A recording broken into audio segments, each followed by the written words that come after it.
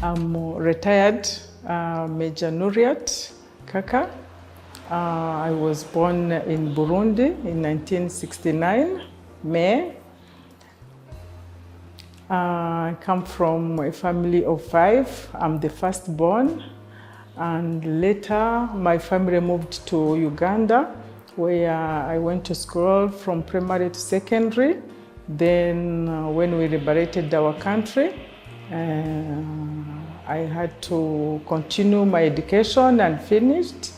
And then as now, I have a master's degree in international relations and political science. As any other refugee who was in Uganda, there's a time when the liberation struggle of Uganda started. So when we were at school, and then they had to liberate the area where I was schooling. So we were forced, the situation forced us to join the army unconditionally. That was in 85. So I had to join the NRA in 85, and then we started the struggle by then. During the process, we liberated Uganda, and then when we were in the army, the senior leaders of the army, the Rwandans leaders who were in the army at the time, started mobilizing us, reminding us who we are as Rwandese, despite the fact that we are in the other military forces. So they started mobilizing us, telling us that there's a time when we will come and then we go to our country. So in 90, the time came, we joined the struggle like any other person. I joined as an officer. I was an officer, and then we started the struggle. I served as an officer during the struggle.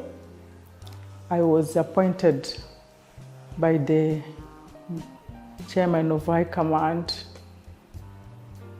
as a commanding officer of the Yankee Mobile Forces, which was composed of women in the struggle. So I led them until 1994.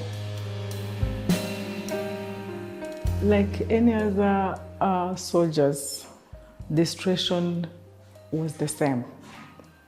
War is war, the situation is the same. We all faced the same problem, but otherwise we had to do everything that our brothers were doing.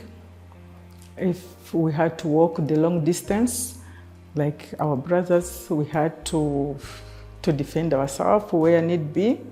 We had to starve. There's no food, the life was the same. They were not we were not different from other soldiers. We would face the same situation when it comes to the situation.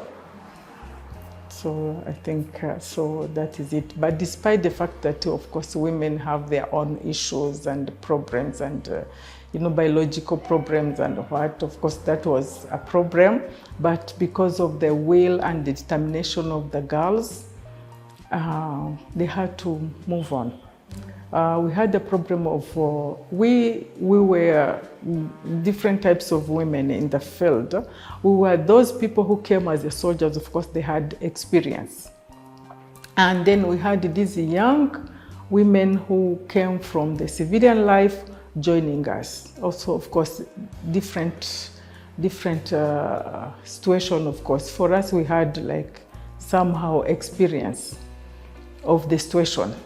But these young women who came from their families joining us, of course, it was something new to them. Everything was new.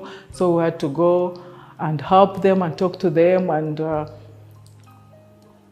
But they had determination. They knew why they are coming, so everything was being handled so well. And we had, of course, the leadership that helped us to move forward. And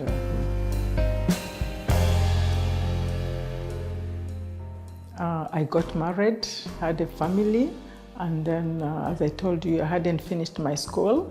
And then I went to school and then start pursuing my career in school. So I graduated with the master's degree. And then in 2010, I joined an entrepreneurship course that was being hosting by the American in Rwanda. So I went to America to study the entrepreneurship in the field of agriculture.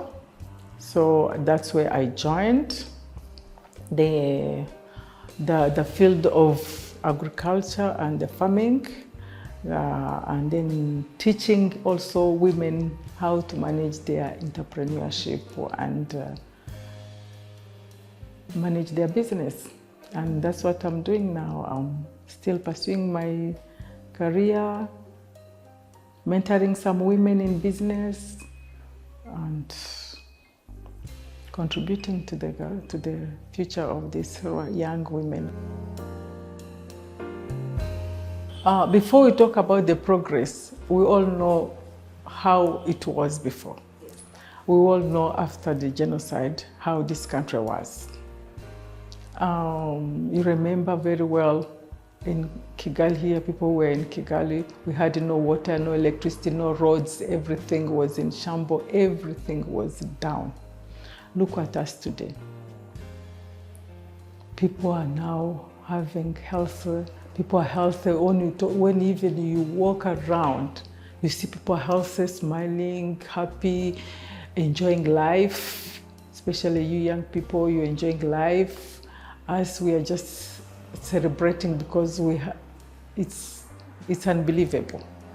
It's unbelievable. Look at the development itself, the roads, the health sector, the economy.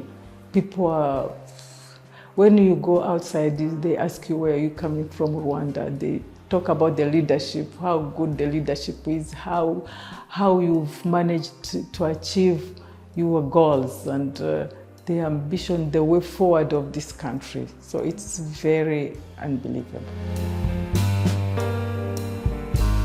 I see that we've gained a lot. We are now an army, recognized with all the equipment, the structure, the government military. And we have trainings, we have more soldiers. We are capable of defending the country. There's a lot. I went to the bush when I hadn't finished my education. I'm still pursuing my education and I want to continue.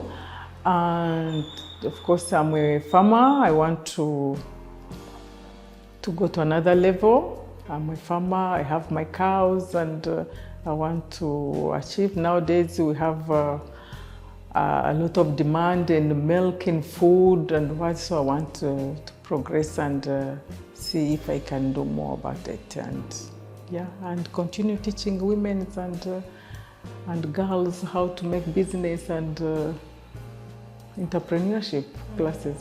The young girl who is outside there, we've built a solid foundation. The solid foundation that have beams, that have all the steels and whatever. So please go on and build the house until it's finished. Do the finishing. We've done the structure, we've done the planning, we've done everything. So please go on and do the small touches that we need to finish the house.